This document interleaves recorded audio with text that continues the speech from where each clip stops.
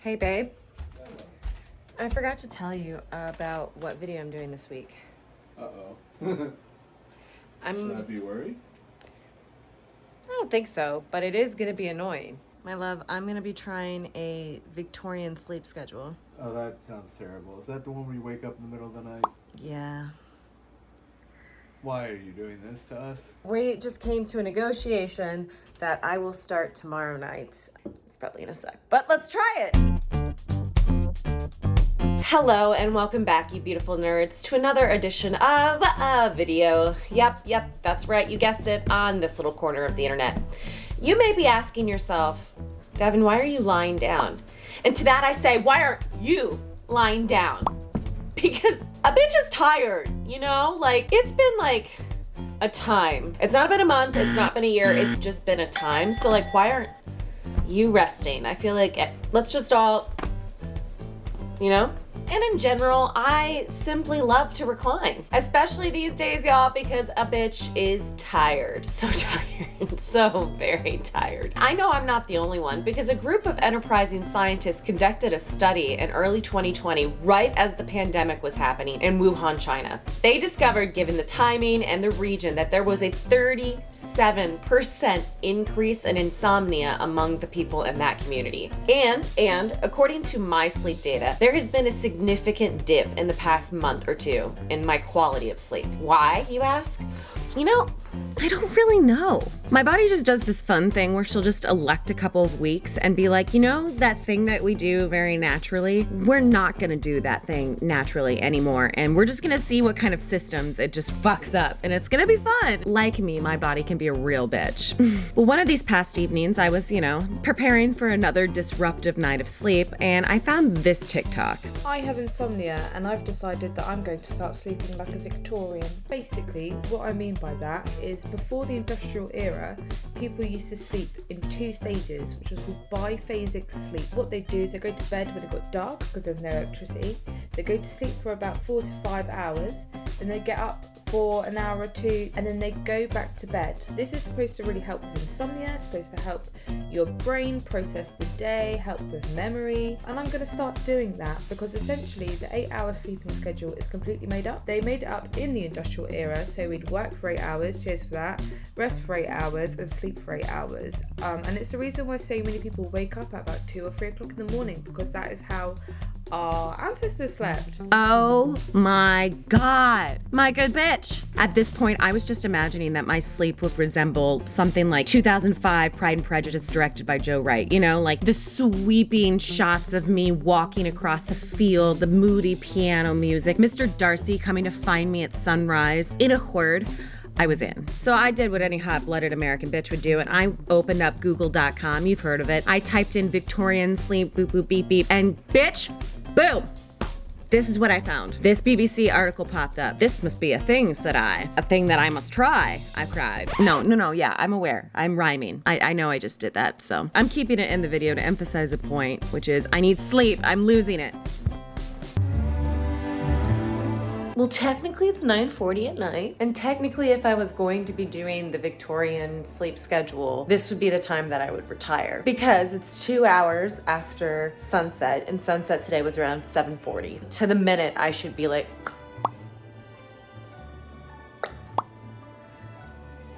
that's how I should be. However, I don't know if you can hear this. Hold on, just. One way and one way only that would have worked, and I'll explain it way later. So Pat is hosting one of his D&D sessions in that room because that's where his whole computer setup is. And that also happens to be our bedroom. So this did not work out as seamlessly as I wanted it to. That was bad. In a world where capitalism is the reason why we do the things we do, this summer we're tired and we don't know why. Starring you and me. No, but seriously, it's actually really hard to reorganize your sleep when a majority of adults work on a Monday through Friday 9 to 5 type schedule. In fact, because we're working at home, I assumed this would be the ideal time to try a Victorian sleep schedule because, we're kind of building our own mini schedules. Like, never in my working life have I had the opportunity to lie down as many times as I do during the day. I am horizontal for a majority of the day. It's embarrassing. Despite my body's positioning throughout the day, it was really hard for a modern lady like myself to get off of this monophasic sleep schedule that we find ourselves in today. That's what it's actually called, monophasic sleep. And a Victorian sleep is actually called a biphasic sleep pattern. Biphasic sleep came into the cultural zeitgeist in the early 1990s when a psychiatrist man, Thomas Weir, conducted an experiment in which a group of people were plunged into darkness for 14 hours every day for a month. It took some time for their sleep to regulate, but by the fourth week, the subjects had settled into a very distinct sleeping pattern. They slept first for 4 hours, then woke for 1 or 2 hours before falling asleep for a second 4-hour sleep. Then more recently, a historian dude named Robert Eckridge published a seminal paper that was based off of 16 years of research that revealed a wealth of historical evidence that humans used to sleep in 2 distinct chunks. Much like the experience of Weir's subjects, these references describe a first sleep which began about 2 hours after dusk, followed by a waking period about 1 or 2 hours, and then a second sleep. During that hour in between firsties and secondie sleeps, subjects would engage in light Victorian activities like reading by candlelight or letter writing or light laundry or fucking. People be fucking. People be fucking then, people be fucking now, okay? Come to think of it, that's the one thing that you can count on in the history of humanity, that people be fucking. As long as there are people to fuck, people be fucking. But now's a really good time to be upfront with y'all. I am not going to be fucking in that hour, that no man's land at night, no. Why? Because I don't really want to talk about my sex life with the internet, you cheeky pervs. That is for me and Big P and his Big P, so. As you can tell, I'm very, very tired. My first sleep was not as restful. I'm wondering if it was ever an option for people to just sleep through. Still think this was a good idea. I hate this feeling of like waking up at like 10:30 when everyone else has been awake. I don't know, and it's a weekday too. I just feel like a lazy bones. This vlog is a struggle bus. Now, there could be a lot of contributing factors as to why my sleep has experienced a dip in the past month or so. I gave up weed for the month of April. I've been exercising at different points in the day. I'm still drinking coffee like a son of a gun. Truly, the list of maladies of what's wrong with me goes on. But what I really enjoy about this experiment is that we're attacking the sleep problem with a sleep solution. It feels like I'm directly addressing the issue rather than trying to work on these kinds of things during my waking hours. However, the first day was convincing me very quickly that this was not a good idea. Interrupting one's sleep patterns for content is more challenging than I thought it was gonna be.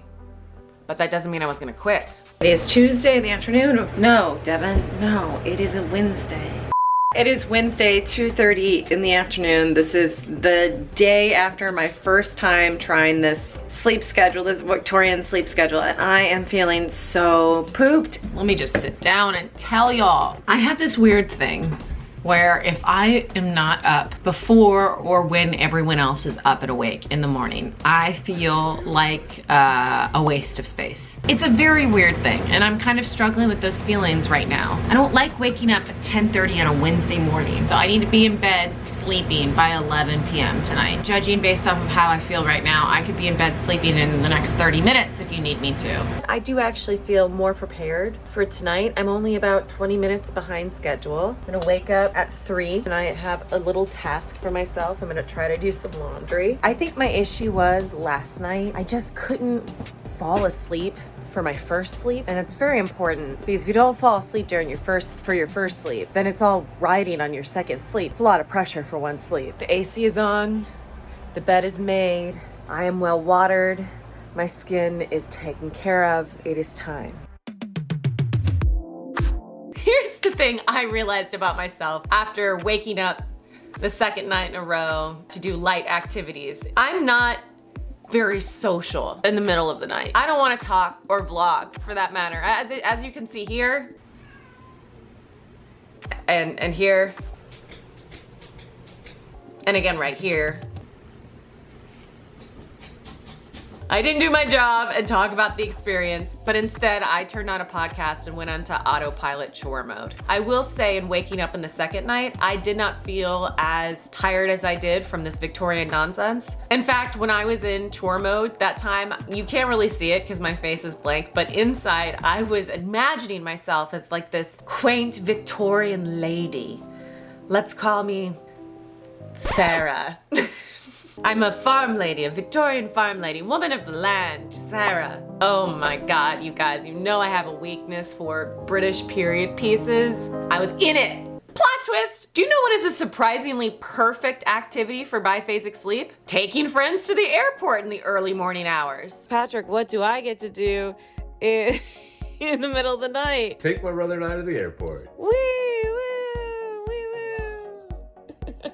Honey, it came to my attention that I'm not very social at 5 in the morning because I haven't been vlogging. We can't even see you. It's for the best. Oh. At this point, I started feeling like my grip on reality was a little bit slipping. And it's weird because I was still getting 7-ish hours of sleep at night. This entire time, I feel like my first sleep was bad. And I think it's because in my brain, I was subtly preparing to wake up in the middle of the night. You know, when you have to go to the airport or you have to travel or you have a big final exam early in the morning, you get kind of like disruptive sleep the night before because you're thinking about waking up early or you're thinking about not forgetting your passport, fill in the blank. Because I kept setting my alarm for like 3 to 5 a.m. in the morning, my first sleep was really bad. When I had to like plan ahead to wake up in the middle of the night, my brain wouldn't relax enough to let me sleep well. I would wager that even though that first sleep was a chunk of 4 hours, I probably only got like maybe an hour and a half. And then the second sleep, I would just crash. And because of that, I'm going a little crazy. And I was talking to my friend on the phone and she was like, you need to get a full night's sleep. So I took a night off last night and it was incredible, you guys. I slept so well last night. But I want to give it one more night. 4 nights instead of 3 nights just feels like a little bit more data that I can collect about this experiment. And tonight I'm going to be going to a sleepover. This feels like the perfect time to try biphasic sleeping because sleepovers are usually crazy when it comes to sleep patterns in general. So we'll see what happens. My bed feels so good. There's truly no place on earth like your bed. I wasn't able to biphasic sleep during my slumber party because we ended up staying up till 4 in the morning talking. So I'm doing something bold. A new approach on biphasic sleep. I'm going to allow my cats to sleep with me tonight because they will inevitably come cuddle for a while and then around 4, maybe 5 in the morning, they're gonna wake my ass up. And I'm gonna try getting up, maybe brewing a cup of tea, maybe writing in my bullet journal, just kind of staying in bed and then going back to bed for like another 3 hours. That's what we're gonna try. It's a modern ladies approach to biphasic sleep involving feline monsters. Hi, Bones. Welcome to my bed. Quick question. What kind of domestic terrorism do you have planned for me this evening? Unearthing my plants, tearing open into popcorn bags because you think it's your food bags, trying to break open into cabinets. Can't wait to find out. Hi.